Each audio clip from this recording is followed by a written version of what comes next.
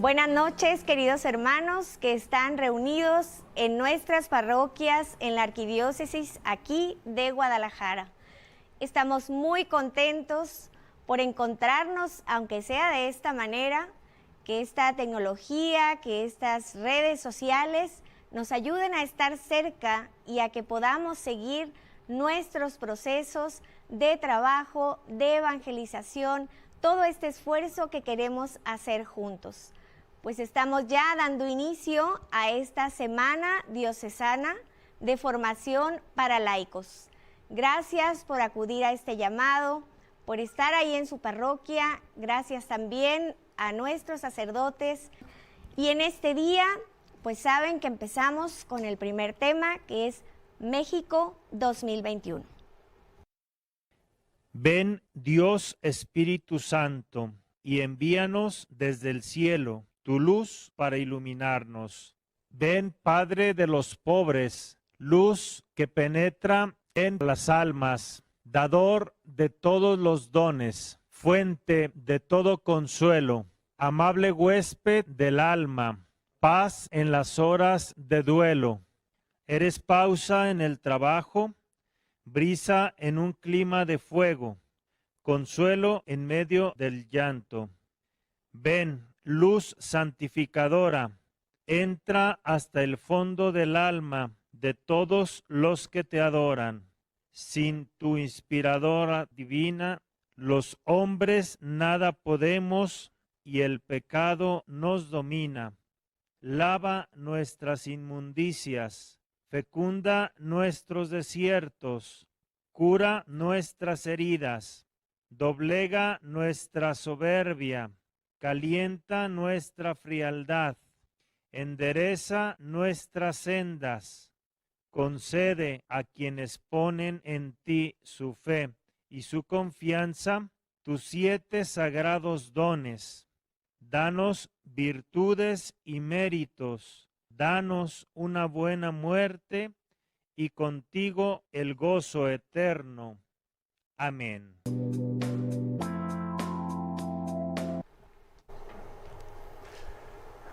Gracias, buenas noches. Empezamos pues esta semana de formación haciendo un análisis de la realidad mexicana.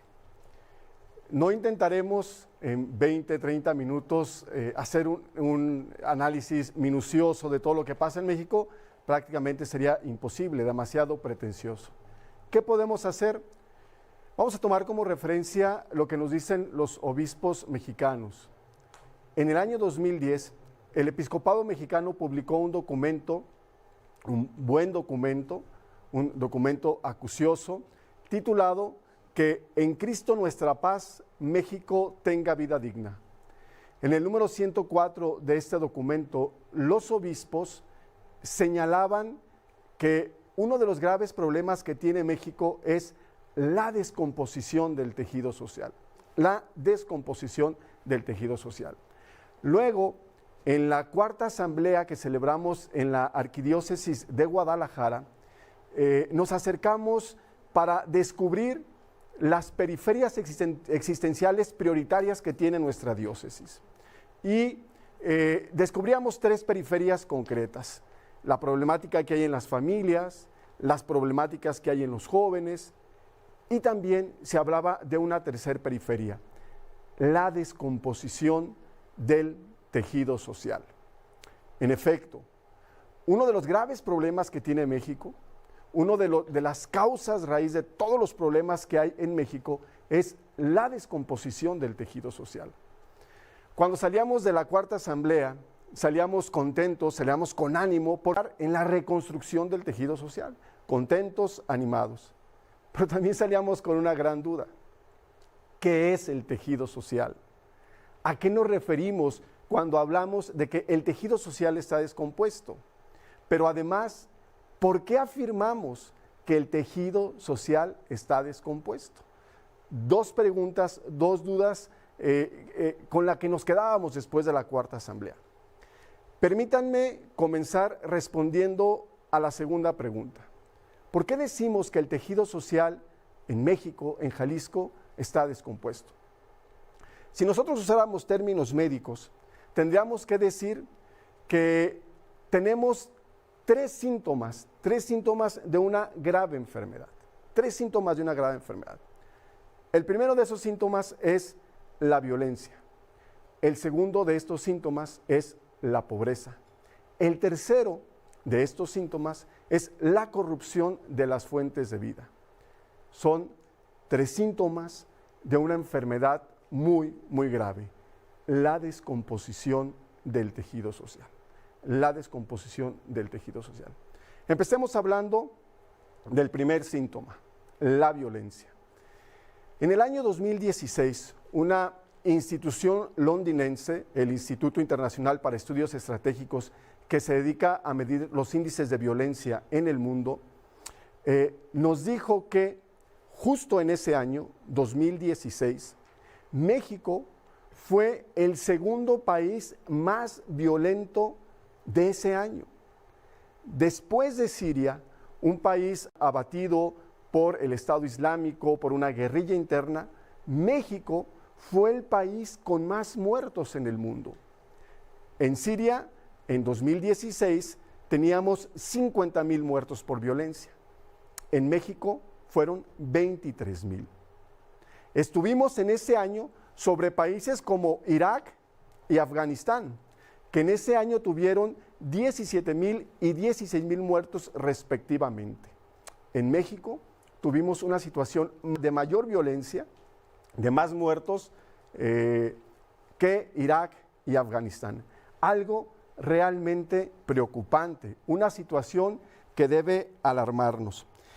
Y si nosotros nos fuéramos a la estadística año por año, encontraríamos números que realmente nos hacen pararnos de pestaña. Desde que comenzó a medirse los muertos en nuestro país, el número de muertos en nuestro país por violencia, en el año de 1994, cada mes y cada año tenemos que decir, este es el mes más violento, este es el año más violento.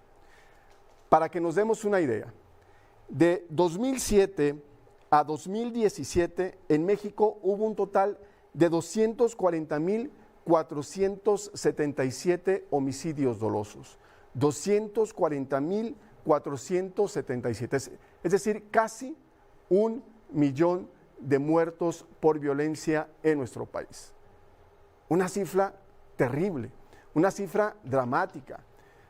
Si nosotros empezamos a hacer conteos por sexenios, nos vamos a encontrar con números, como ya decía, que son realmente preocupantes.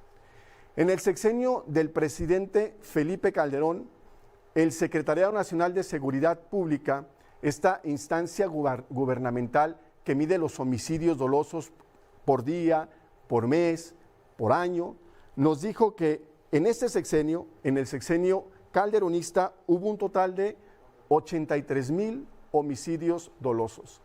La prensa calificó, y no sin razón, al sexenio del presidente Felipe Calderón como un sexenio sangriento, como un sexenio de mucha violencia. En el sexenio del presidente Enrique Peña Nieto, la violencia desapareció, pero de los medios de comunicación, porque la presidencia dejó el discurso de la guerra contra el narcotráfico, la presidencia abordó otro discurso, el de los acuerdos, el de Pacto por México. Sin embargo, la realidad se impuso y la violencia continuó en nuestro país. El sexenio del presidente Enrique Peña Nieto no solo se caracterizó por ser un sexenio de escándalos y corrupción, también por ser un sexenio terriblemente violento. Para que nos demos una idea, tan solo en la primera parte del sexenio del presidente Enrique Peña Nieto, o sea, los primeros 3 años, se reportaron 54,454 homicidios dolosos, 34,449 homicidios dolosos más que en los primeros 3 años del sexenio calderonista.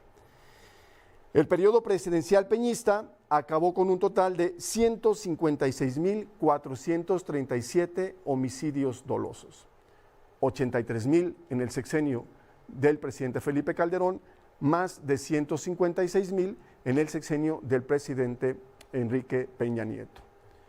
Llegó el sexenio de la Cuarta Transformación, llegó un gobierno nuevo y con ello se abrían esperanzas en millones de mexicanos que veían la posibilidad de un cambio y de mejorar al menos en el tema de la seguridad, en el tema de la violencia. Pero no ha sido así en el gobierno de la Cuarta Transformación. Más allá de que siempre se tienen de parte del Ejecutivo otros datos, las mismas instancias gubernamentales nos hablan de una realidad realmente lacerante, realmente peligrosa. La violencia en México no se ha detenido.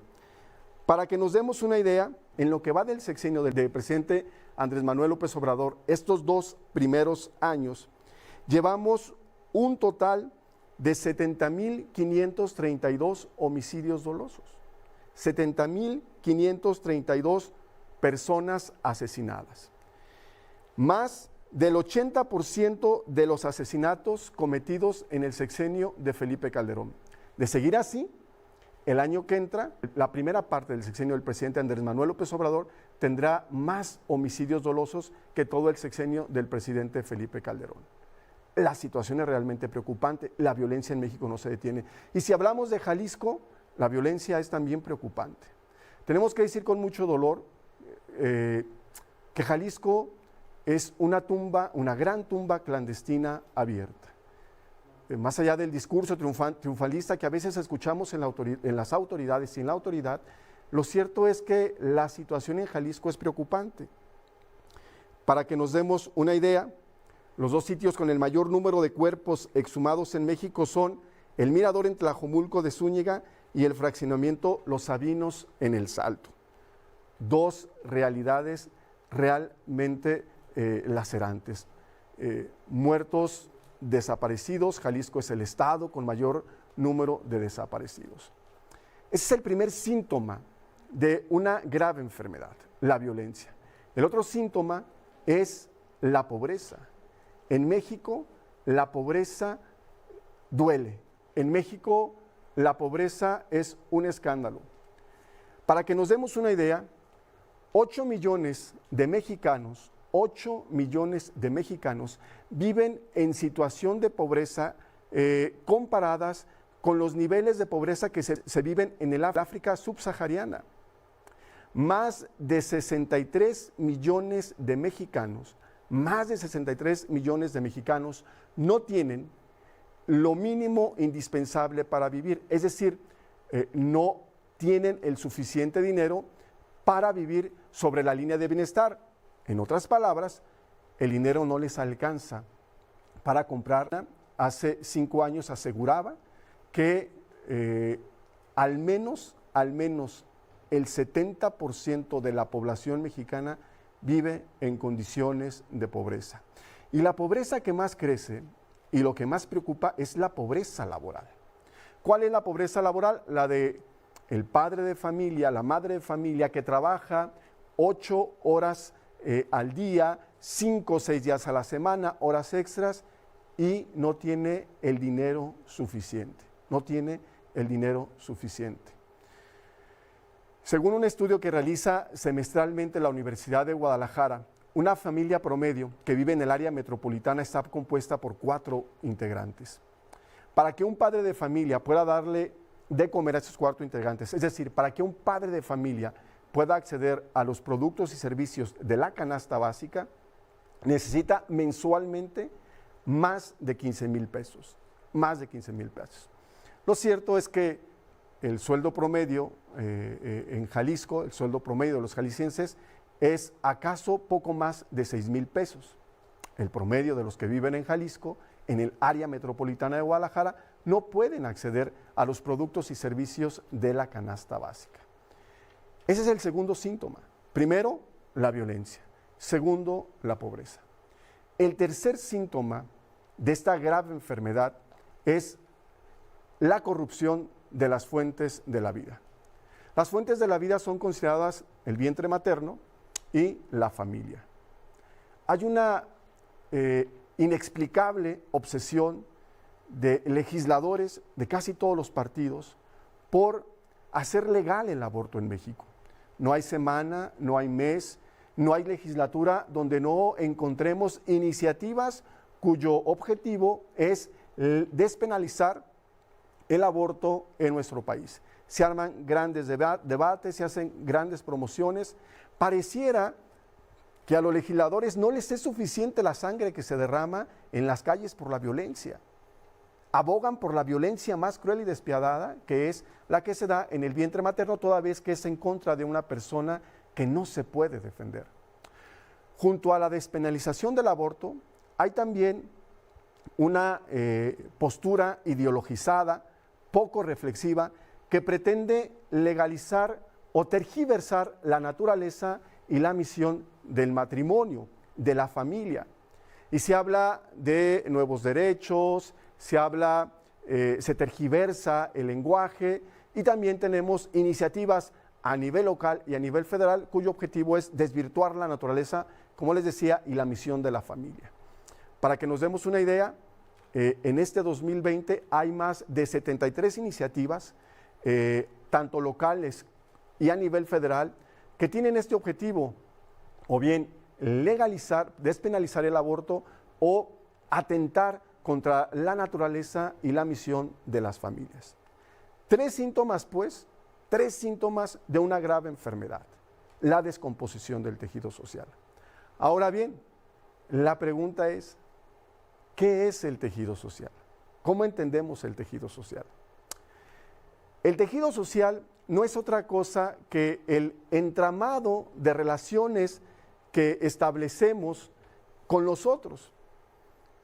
Quizás sea un tanto burdo el ejemplo, pero vale la pena. Salgo yo de mi casa, me encuentro con el vecino, le conozco, le saludo, me conoce, nos saludamos, hacemos amistad, y luego no solamente es mi vecino, es mi compadre, y luego se van haciendo lazos fuertes, vínculos fuertes. Y no solo conozco a mi vecino de lado, conozco también al carnicero, al de la tienda, conozco y reconozco a los que están en mi entorno.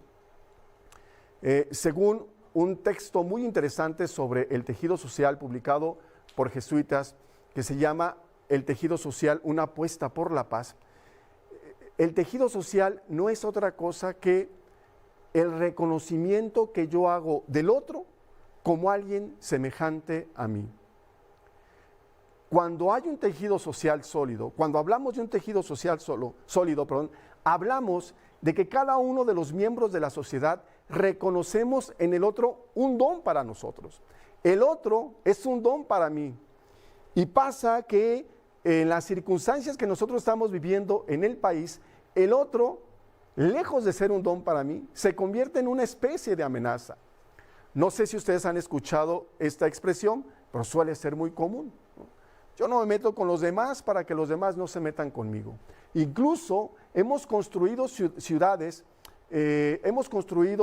grandes ciudades donde nos encerramos en 4 paredes. Y yo en mi carro entro hasta la cochera de mi casa y no sé quién es mi vecino de al lado y no me interesa quién es mi vecino de al lado.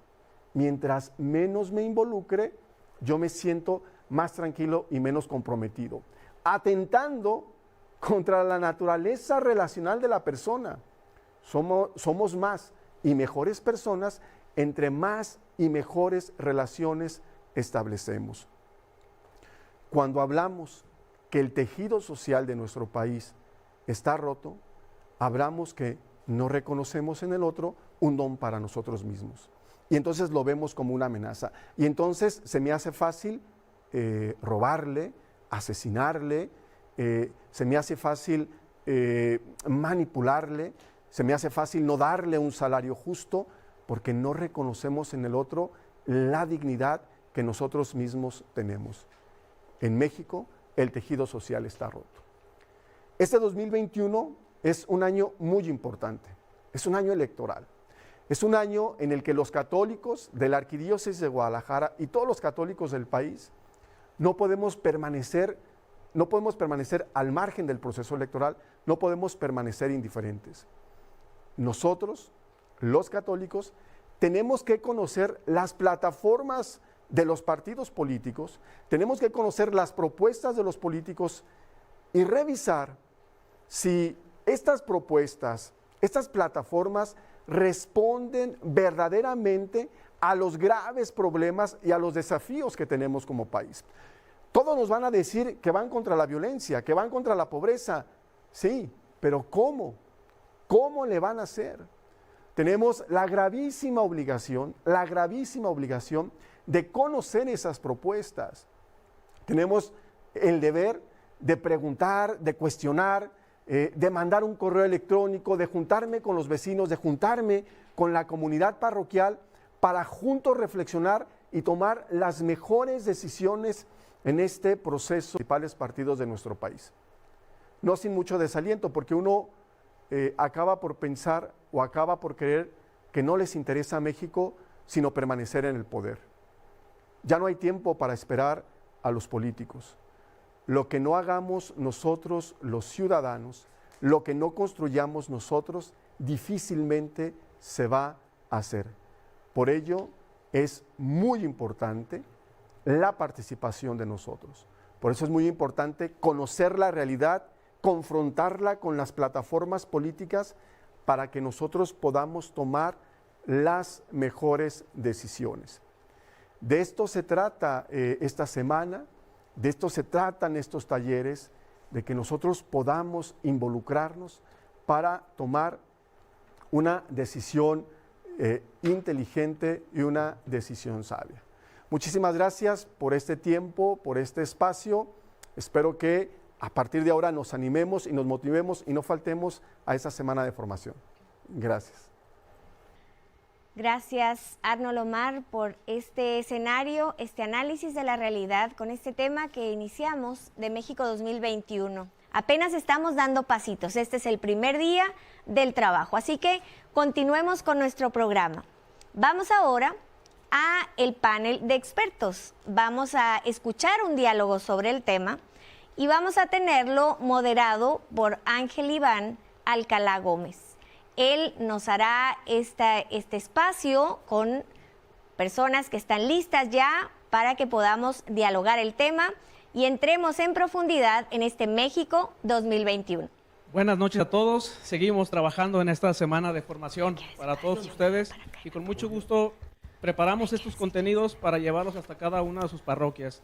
Como bien dice Denise, es poco a poco, vamos creciendo, obviamente no dejar de hacer las tareas que tenemos en cada una de nuestras parroquias y sobre todo las dinámicas que también nos pueden iluminar y servir mucho. Bueno, en esta ocasión tenemos unos invitados muy especiales, expertos en el tema y que inclusive nos compartirán desde su experiencia, su vida, su profesión, cómo ellos han enfrentado y han vivido esta ruptura del tejido social. Y primero me place presentar a Fray Jorge Luna, que estará con nosotros y que nos compartirá una breve introducción de lo que él ha vivido en este proceso del tejido social. Bienvenido, Fray Jorge. Encantado, muchas gracias. Gracias a ustedes, a este equipo que está organizando la semana de formación para laicos. Muchas felicidades. Es un trabajo muy importante para toda la diócesis y para nuestro país, desde luego. Y compartirles un poco en dónde comienza este interés o esta sensibilización acerca de los aspectos sociales. Pues realmente yo creo que comienza en donde comenzamos todos, con la propia familia. En la propia familia he vivido la situación de pobreza, de un papá muy trabajador, de una madre igualmente trabajadora en casa y desde pequeñitos empezar a trabajar lavando vasos y haciendo jugos de naranja y chocomiles por ahí en el centro de Ciudad Guzmán. Y luego, poco a poco, pues ese contacto con la gente, con los que llegan a comprar y no les ajusta el dinero, de alguna manera eso ya lastimaba mi corazón. O escuchar a compañeritos que se iban de paseo, que se iban de vacaciones, y yo no poder ir a vacaciones, entonces también era algo que me sensibilizaba, ¿verdad? Que me dolía, claro. Entonces, más adelante ya significó para mí un paso importante trabajar. Estuve trabajando como en un taller de cloche y frenos y después como cartero, gracias a mi padre que me consiguió ese trabajo. estar en contacto con estas realidades me ayudó. Ya en el seminario viví 3 años y medio en la colonia Jalisco, siendo profesor temporal, estudiante de filosofía. Y el contacto con la gente ahí, escucharles que les faltaban 50 centavos y no habían podido comprar el agua por esa razón. Esta mañana no compré el agua, me faltaban 50 centavos, no me vendieron el tambo de agua, no me lo llenaron. O colgarnos nosotros mismos, ni hablar, con diablitos para coger la electricidad en aquellas casas que apenas comenzaban. También ese contacto con el grupo de personas de entonces de la colonia Jalisco para mí fue de mucha sensibilidad. Después en Bruselas, el contacto con emigrantes, y hasta ahora eso me ha acompañado. Desde luego el testimonio de Jesús, su corazón compasivo, su mirada compasiva hacia los necesitados, desde luego es el motivo primero de esta sensibilización, al menos en mi persona. Bien, gracias, Fray Jorge, bienvenido. Tenemos, recordarles a todos los que nos están siguiendo a través de nuestra plataforma, estamos recibiendo sus preguntas que más adelante les compartiremos aquí a nuestros panelistas y puntualmente ellos nos irán respondiendo cada una de ellas. Ahora toca el turno de presentar al arquitecto Arturo Martín del Campo. Él es arquitecto por la Universidad de Guadalajara con maestría en Administración de la Construcción. Bienvenido, arquitecto Arturo. Gracias por la invitación a todo el equipo. Desde el ámbito de la industria, la construcción, a la cual ya tenemos algo de tiempo trabajando en ello.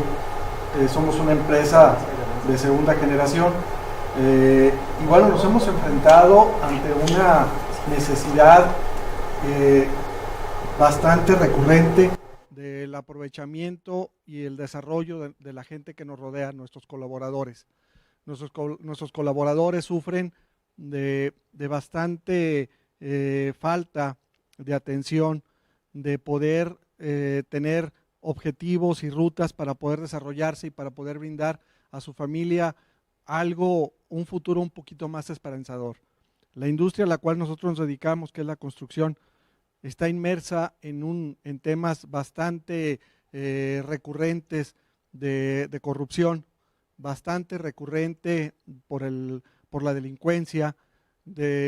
Somos víctimas de todo este tipo de acciones que son provocadas precisamente por la descomposición del tejido social. Espero que la experiencia que he tenido en estos años pueda dar oportunidad y conocimiento de lo que nosotros estamos viviendo como empresarios en este país. En este país que tiene una amplia posibilidades de crecimiento, pero definitivamente ante la falta de acciones contundentes contra estos problemas, tenemos un gran reto enfrente y muy difícil de solucionar. Gracias. Gracias, arquitecto Arturo. Aquí estará con nosotros también compartiendo y respondiendo algunas de las preguntas que ustedes están haciendo a través de nuestras redes sociales, más las que ya tenemos aquí nosotros preparados para ellos. Ahora toca el turno del maestro Eugenio Cárdenas Zamora. Él es empresario, tiene una licenciatura en Contaduría Pública por la Universidad del Valle de Temajac, máster en Dirección de Empresas para Ejecutivos por el IPADE, autor del libro El Círculo de Ventas. Bienvenido, Eugenio, esta noche. Muchas gracias. Bien, ¿estamos bien? Bueno, pues gracias por la invitación. Yo me quiero sumar a los datos que Arnold nos acaba de dar el día de hoy, datos contundentes, datos que nos permiten encontrar como una señal en estos tiempos, decir, bueno, ¿y qué vamos a hacer? Porque realmente llegó el momento y este es nuestro momento. Yo creo que si Dios nos invita a vivir el 2021 es por algo. Y aquí es donde yo creo que hay algunas cosas que habría que traer a relucir. La primera es estos 60 millones de pobres que se habla, quizás números más, números menos, ¿qué vamos a hacer con ellos?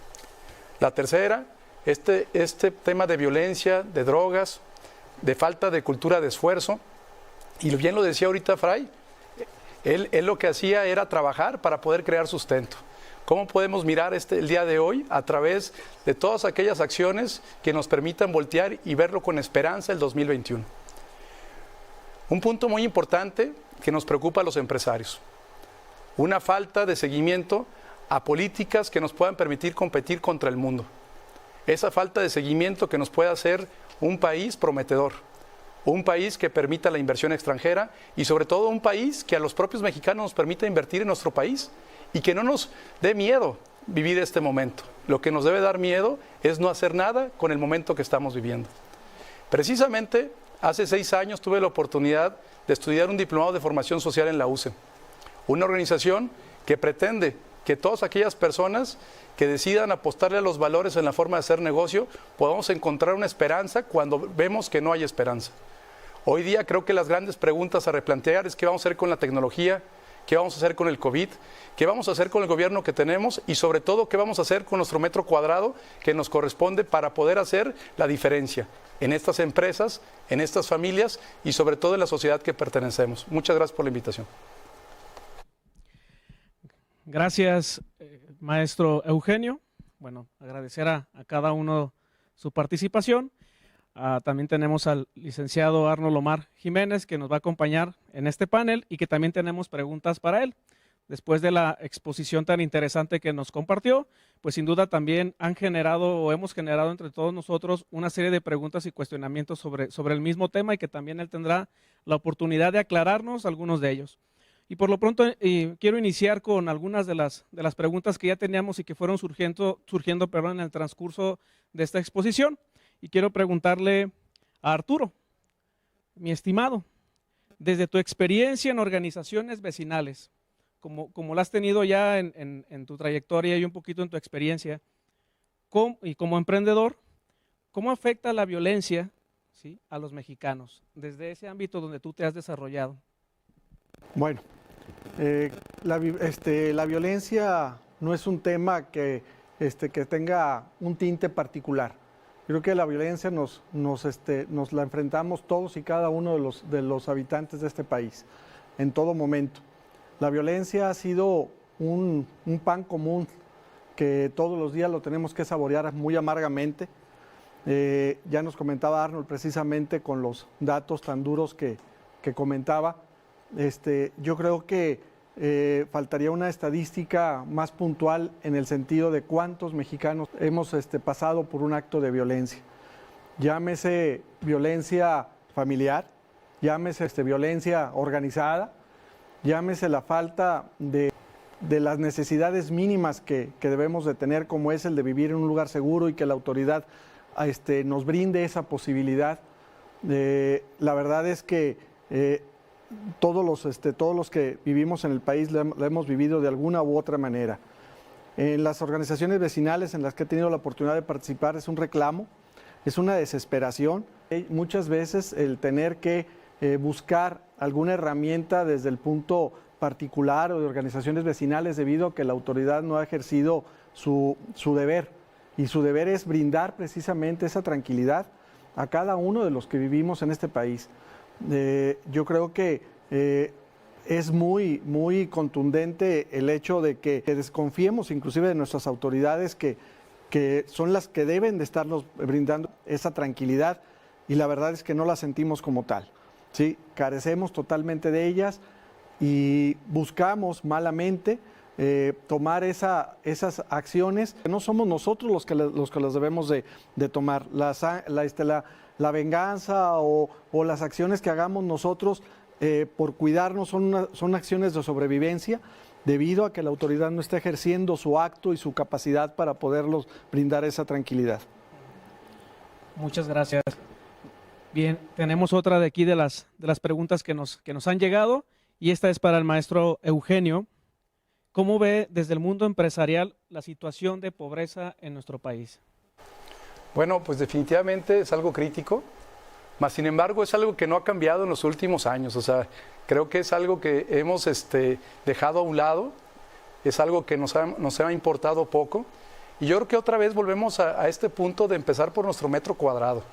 Y cuando yo creo que el gran reto que tiene ahorita el empresario o las personas que damos una fuente de empleo es dejar de hablar de salarios mínimos y empezar a hablar de salarios profesionales justos, en donde también nosotros nos demos el reto a que con la persona que está a nuestro lado, poderle cambiar su forma de vida desarrollo personal, seguridad familiar, seguridad social, y que en esa persona que yo veo como hermano, que es el que colabora conmigo, crear una compañía.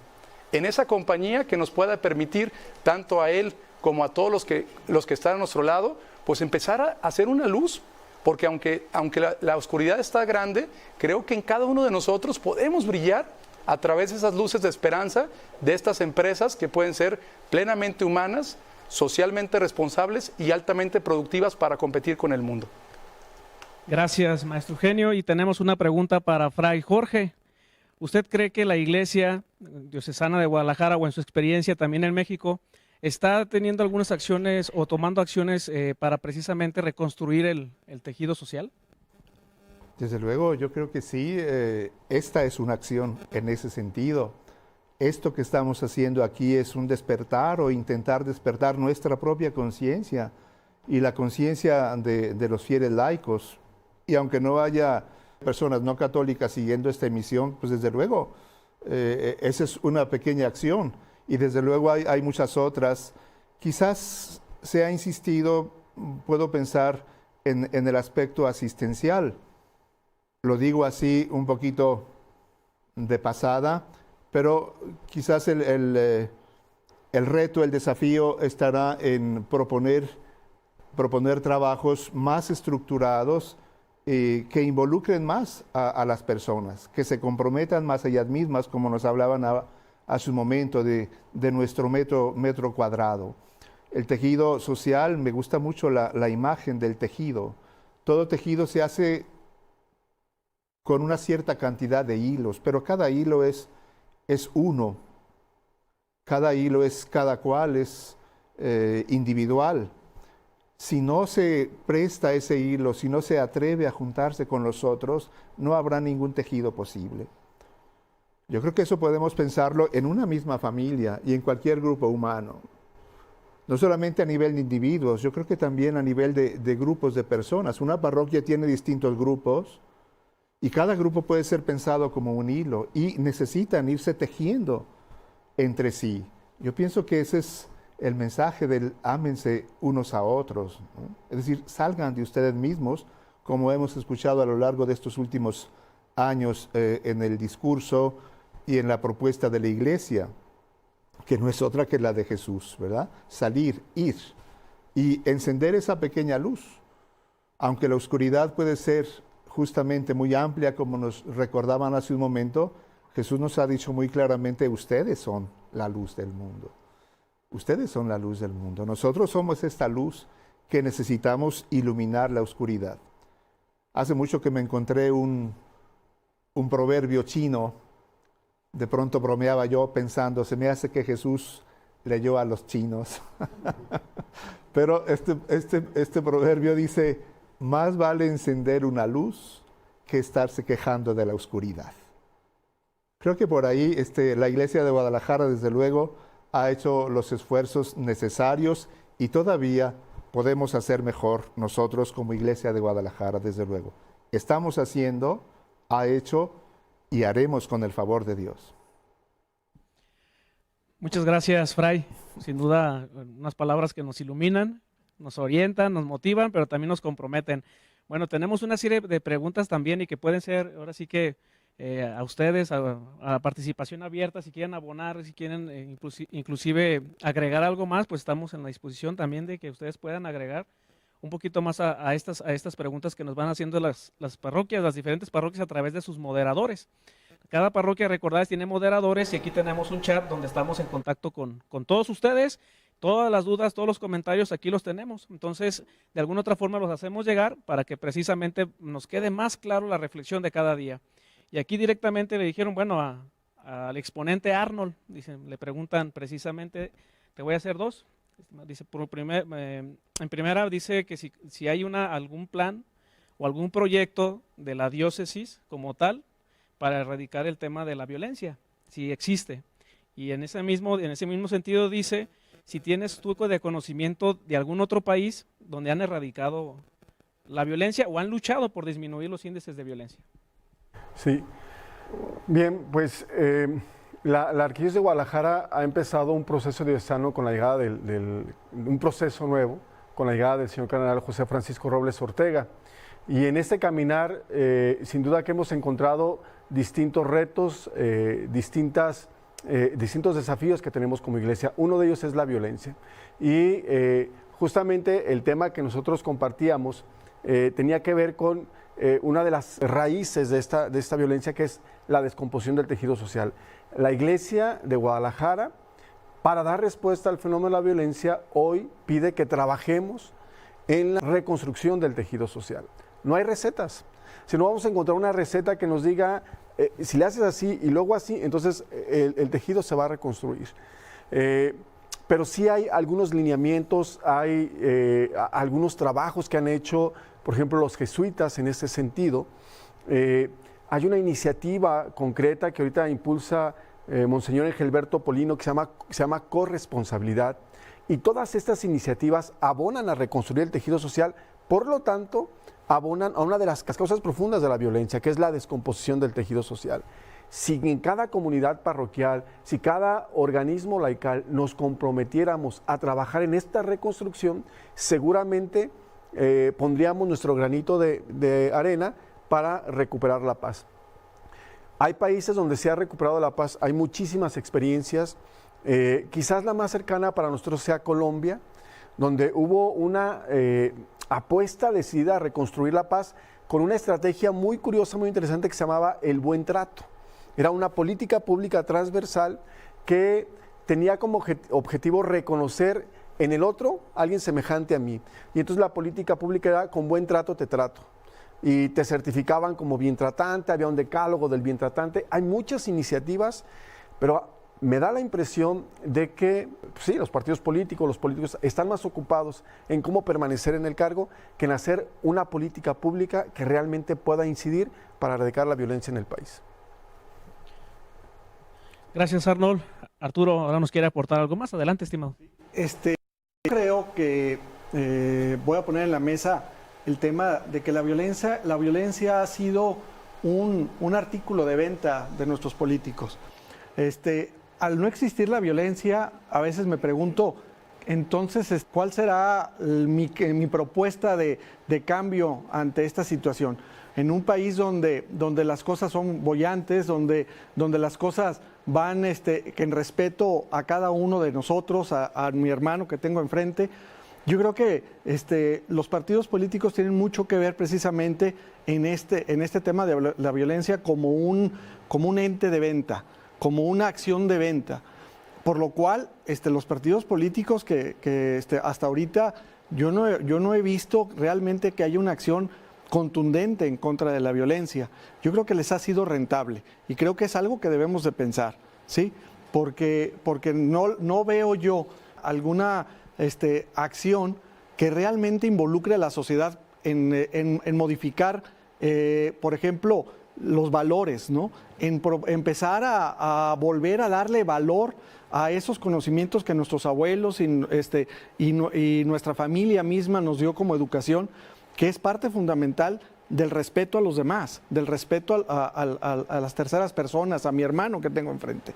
Entonces yo creo que hay que tener mucho cuidado con las propuestas. Si no hay una propuesta realmente tangible para poder erradicar esto, yo creo que lo primero que tenemos que hacer es una propuesta de acercamiento y de respeto a las demás personas, ¿no? Sin duda, estimado, muchas gracias. Abonándole a este tema y sin duda enriqueciéndolo un poco más, pues aquí también la parroquia del Señor del Tepehuaje nos pregunta, y es abierta, para quien guste, dice, ¿cuáles son las causas o orígenes de la violencia en México? O sea, ¿cuál es la raíz o el fondo de que en México estemos viviendo estos altos índices de violencia, como lo marcaba hace unos momentos en la exposición Arnold Omar? Nos manejaba algunas estadísticas y que creo que estadísticas algo alarmantes en algunos casos, y sobre todo que cada sexenio va aumentando en vez de disminuir. O en nuestro estado, que también nuestro estado no se salva, ¿verdad? Pues a mí me gustaría compartir el hecho de que más que propiamente en México, en el ser humano, por ahí leía una frase o lo escuché de alguno especialista en cuestiones de energía, que decía, dato mata relato. O sea que los datos duros pues son los que evidencian los números, como se dice, pero también los números necesitan ser interpretados. Y hace tiempo leía un libro que se llama No solo de pan vive el hombre, y ahí el autor estudioso de la Sagrada Escritura subraya que la primera relación que se da entre dos hermanos, lo escuchamos hace unos días en el libro del Génesis, la primera relación que hay entre dos hermanos es la de Caín y Abel. Y en esa relación un hermano mata al otro. Realmente quizás la Sagrada Escritura nos habla del fondo del corazón humano. Sin embargo, hay también una violencia estructural, ¿verdad? La pobreza, esta inequidad, lo señala el Papa Francisco en la exhortación Evangelii Gaudium, la inequidad genera violencia. ¿verdad? Desde pequeñitos en casa podemos ver por qué le diste más a él y menos a mí. Eso habita nuestro corazón. Pienso que es importante, junto con los datos que ya podrán quizás aportarnos ustedes, darnos cuenta y tomar conciencia que la violencia está en mi propio corazón. No puedo pensar la violencia únicamente en los demás, ¿verdad? Y tomar conciencia también de que incluso las noticias de tanto número de muertes violentas, de homicidios dolosos, etcétera, puede generar en nosotros acostumbrarnos a eso. Sería, yo creo, muy grave para nosotros si eso sucediera, ¿verdad? Pero tomar conciencia, Francisco de Asís decía que prediquen la paz, anuncien la paz, y dice, pero cuiden de tenerla primeramente en su propio corazón. Gracias, Fray. Sin duda que a veces decir nosotros el fenómeno de la violencia en nuestro país, decimos, es lo normal, ¿verdad? Y desgraciadamente caer en decir, es lo normal, es grave, ¿no? Porque no es normal. Sí, no es normal, nos toca vivir o enfrentar. Adelante. Añadir alguna reflexión a propósito de esta pregunta, porque es muy interesante. Es decir, si nosotros no entendemos cuáles son las causas de la pobreza, difícilmente podremos solucionar la pobreza. El Compendio de la Doctrina Social de la Iglesia dice que uno de los grandes errores que comete el poder político, los políticos, es lecturas inadecuadas de la realidad. Entonces es importante encontrar las causas, y causas son muchas, porque la violencia es multifactorial, ¿no? Son muchos factores. Pero hay un documento que yo creo que vale mucho la pena rescatar, que es el documento del Episcopado Mexicano del 2010, que en Cristo Nuestra Paz México tenga vida digna, que habla de dos problemáticas muy fuertes que hay en México. Una es una crisis de legalidad. Dicen los abogados o usan en el argot de los abogados, el que la hace la paga. Aquí el que la hace no la paga. O sea, en México la impunidad es del tamaño del país. Entonces, mientras haya impunidad, difícilmente vamos a poder solucionar el problema de la violencia. Y otra grave crisis que hay en México, dicen los obispos, es la crisis de moralidad. Se ha debilitado la experiencia religiosa del pueblo mexicano sistemáticamente, y al debilitarse la experiencia religiosa, se debilitan también las exigencias morales, de tal suerte que el imperativo moral no matarás, pues no hace eco en la conciencia de los mexicanos, porque nos estamos matando. No vienen los talibanes, son nuestros hermanos, son nuestros hijos, los que asesinan no brotan por generación espontánea. Entonces tenemos que avanzar hacia estructuras de mayor justicia, que haya verdadera impartición de justicia, y tenemos que fortalecer la experiencia religiosa de este pueblo. Gracias, Arnold. El maestro Eugenio también tiene algo que compartirnos con este tema, ¿no? Bueno, y el gran tema sería, ¿y hay solución o realmente ya deberíamos de echarnos a la borda y ahí que nos dejara? Yo creo que la solución está en lo que el 2021 nos reta, y nos reta a unas próximas elecciones de diputados que van a estar viviendo con nosotros. O sea, yo veo la Arquidiócesis de Guadalajara y pues la veo desde Colima, la veo desde Aguascalientes, la veo desde el Nayar, la veo en todo lo que es Jalisco. Y aquí la gran pregunta que nos deberíamos hacer nosotros, a esos vecinos que van a estar en elección popular, si los conocemos, si nosotros tenemos el interés de salir a votar, si nosotros tenemos el interés por lo menos de señalar qué es lo que necesitamos, qué es lo que queremos, y de empezar a salirnos de nuestra concha que la verdad lamentablemente es lo que más nos está haciendo daño. Creo que el primer gran paso es salir a votar. Y es salir a votar por aquellas personas que son mis vecinos y que han decidido por alguna ocasión desprenderse de su día a día para poder dar lo que ellos tienen. Y que también nosotros nos sumemos a estos esfuerzos, porque la verdad yo se los digo de buena onda.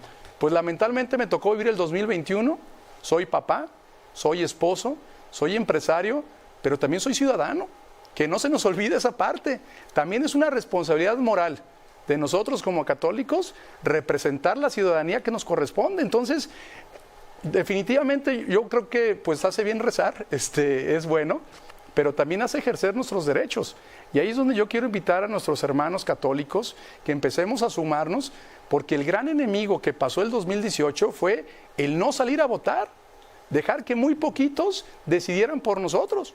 Entonces, la gran invitación de lo que está en nuestro presente, y es ahí donde yo he platicado con el señor cardenal y les digo, pues también nosotros tendríamos que empezar como católicos y como laicos a decirles a nuestros hermanos, salgan a votar y encontremos ese común acuerdo, que es que no estamos de acuerdo con lo que estamos viviendo. Lo digo como esposo, como padre, como tapatío y también como católico. Gracias, maestro Eugenio. Sin duda, las aportaciones nos van enriqueciendo y dejando en claro un poquito más el compromiso que como católicos tenemos cada uno de nosotros. Ahora de la parroquia de Santa Clara de Asís nos mandan, pues ante el ambiente social tan descompuesto que estamos viviendo, ¿qué aspectos fundamentales debemos reforzar en la formación de nuestros hijos y contrarrestar dicha corrupción en el ambiente? O sea, ¿cuáles deberían ser los aspectos fundamentales que debemos inculcar en cada uno de nuestros hijos o la familia? Bueno, dicen que el que empieza, pues empieza por su casa. Y yo diría, yo lo hablo porque pues mis padres somos originarios de un pueblo del sur de Jalisco, de Concepción de Buenos Aires, Jalisco. Y yo creo que tendría que empezar por el hecho de empezar a vivir con mi familia. O sea, yo como esposo, con mi esposa, tratarla como se merece, tratarle de dar ese ejemplo del día a día con mis hijos, con mis primos, con mis abuelos, con mis tíos, y yo creo que el gran tema es ir con mi señor cura, en este caso, pues saludo al padre Maurilio, y decirle, padre Maurilio, pues venga por dónde le vamos a encontrar, porque yo creo que no estamos solos, pero también hay que ser sinceros, ¿qué tanto buscamos a nuestro pastor local de nuestra parroquia, pedimos consejo y llevamos ese ejemplo a nuestra familia? También están solos hoy día con el COVID, pues hemos dejado las iglesias, hemos dejado el día a día, y ¿a quién le vamos a dejar nuestro día a día? ¿A los demás o a nosotros mismos? Yo creo que el gran tema, y vuelvo a insistir, creo que la caridad empieza por nuestro metro cuadrado, y ahí empezamos a hacer ciudadanía. Gracias, maestro. Arturo. Sí, adelante. Gracias. Coincido totalmente contigo, maestro, el tema de que hay que empezar por nuestras familias y hay que empezar también a fijarnos en quiénes son aquellas personas que posiblemente vayan a tener en sus manos la aplicación de la ley, la aplicación y el derecho, pues, de velar por los intereses de todos nosotros, que son efectivamente aquellas personas que estarán en una boleta en la cual estarán ahí para ser elegidos por nosotros. Pero yo creo que tenemos que, aparte de conocerlos, también tenemos que ser exigentes. Tenemos que pedirles que realmente, ¿sí?, estén haciendo el trabajo para lo cual se les ha designado. A los que van a legislar, que realmente lo hagan, pero no lo hagan con un sentido populista, con un sentido de estar en el poder, de permanecer en él, porque eso es lo que yo en lo personal he visto últimamente. ¿Cuánta gente no conocemos que brinca de un partido político a otro? ¿Cuánta gente vemos que realmente nos hace unas propuestas que nunca se llegan a cumplir? Yo creo que tenemos que ser exigentes. Con aquellas personas que deben y que tienen la obligación de darnos esa seguridad y esa prosperidad que tanto nos vive, como vemos en muchos aspirantes la repetición tras repetición de cargos públicos, de cargos municipales, estatales, federales. O sea, creo que definitivamente nosotros debemos de empezar a quitarnos esa apatía y ser ciudadanos participativos, y que obviamente esté en nuestras manos la decisión de una modificación y de una aplicación tajante de la ley. Si nosotros no lo exigimos, si nosotros seguimos dejándole esa parte a alguien más que no somos nosotros, el político, el que está en esa postura, obviamente tiene toda la libertad de hacer lo que venga en gana, ¿sí? Y lo que a él se le antoja, porque no hay esa rendición de cuentas, la mentada rendición de cuentas que deben de darnos hacia los ciudadanos. La verdad es que no lo han dado hasta este momento, ¿sí? Entonces, yo invitaría a todos los que nos escuchan y nos ven a quitarnos esa apatía, a participar, como tú lo dices, pero también a exigir, porque estas personas cobran, porque estas personas se mantienen, ¿sí? Y sin embargo, los que padecemos su falta de capacidad o su ineficiencia somos los ciudadanos en general. Algo importante es enseñar a nuestros hijos el valor de la alteridad.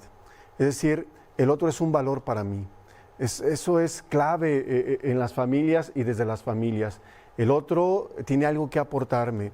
Vivimos una época de un individualismo exacerbado donde se piensa solamente en uno mismo. Incluso, dice el Papa, vivimos una fe autorreferenciada. Es momento de la alteridad, pensar en el otro tiene una dignidad semejante a la mía y no hay mejor forma de empezar a reconstruir el tejido social, de evitar violencia, de evitar pobreza, desde las familias que con esto, reconocernos todos como hijos de Dios, ¿no? Es la gran invitación de Fratelli Tutti, vaya. Gracias, Arnold. ¿Right? Brevemente, solamente añadir que escucho pues comenzar con la familia, desde luego, y también escucho comenzar con la sociedad. Yo creo que no hay prioridad, la prioridad es simultánea, familia y sociedad, porque sé de familias que por mucho que quieran vivir tranquilamente entre sí, la presión social, la pobreza es tal que es insoportable. Entonces, el papá, la mamá, que no alcanzan a alimentar a sus hijos suficientemente, que no tienen oportunidad de descanso, están hartos de eso y es insoportable. Entonces, vivir una vida tranquila y en paz me parece muy difícil en esas circunstancias. Por eso creo que la prioridad es recíproca, ¿verdad? Familia y sociedad, comencemos juntos en uno y en otro ámbito. Gracias, Fray. Gracias, Arnold. Bien, tenemos más preguntas. Bueno, son bastantes. Trataremos de darle salida a todas ellas, si no quedarán un poquito algunas para la siguiente semana. Me refiero a siguientes procesos o siguiente semana de formación. Trataremos ya de ser un poco, bueno, simplificar un poco las respuestas para poder alcanzar algunas de ellas. Bien, aquí hay dos preguntas muy similares de la parroquia de Nuestro Señor de la Ascensión, Fábrica de Temajac, y también es de la parroquia de Santa Ana, Acatlán. Y va en el sentido de cómo pueden trabajar los movimientos o grupos parroquiales precisamente para erradicar el tema de violencia y pobreza en su comunidad parroquial. ¿Qué pueden hacer los movimientos? Porque aquí dicen en algunos de los comentarios, a veces trabajan o trabajamos, cada quien como Dios da a entender, ¿no?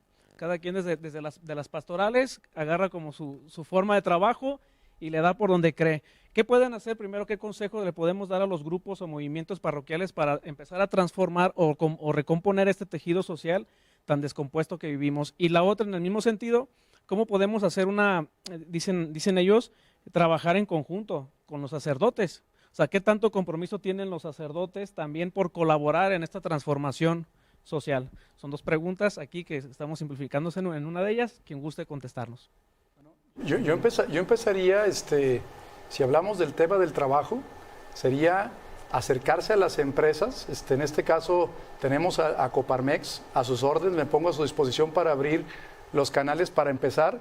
Habemos muchos empresarios que sí queremos dar un trabajo digno y hablar desde el sentido humano a las personas. Entonces, acercarnos a Coparmex, acercarnos a las cámaras de comercio, acercarnos a las cámaras que ya están funcionando y poder, de verdad, hoy día los que estamos de este lado tenemos una necesidad de gente con ganas de trabajar.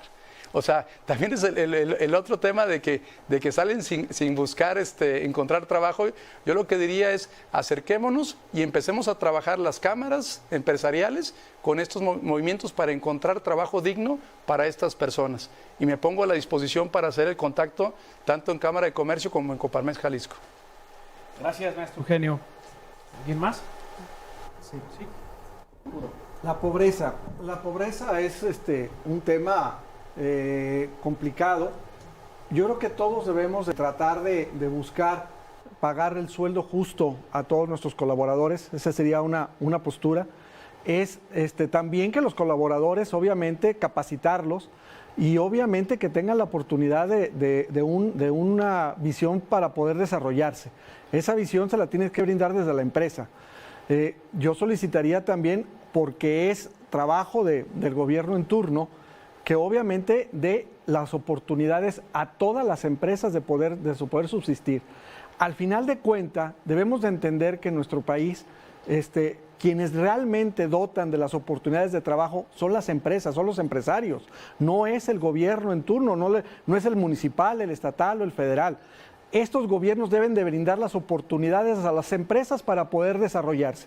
Si estos gobiernos no les dan la oportunidad, obviamente las empresas están totalmente acotadas a ese tipo de actividad. Entonces, es pedirles a los gobiernos en turno que den las oportunidades a las empresas de desarrollarse. Bueno, el tiempo nos apremia, pero quiero cerrar esta participación del panel preguntándole a Arnold. Omar, nada más, después de la realidad que afrontamos, de la realidad que vivimos, del análisis que hiciste, ¿qué nos recomiendas tú a todos los que estamos pendientes de esta semana de formación?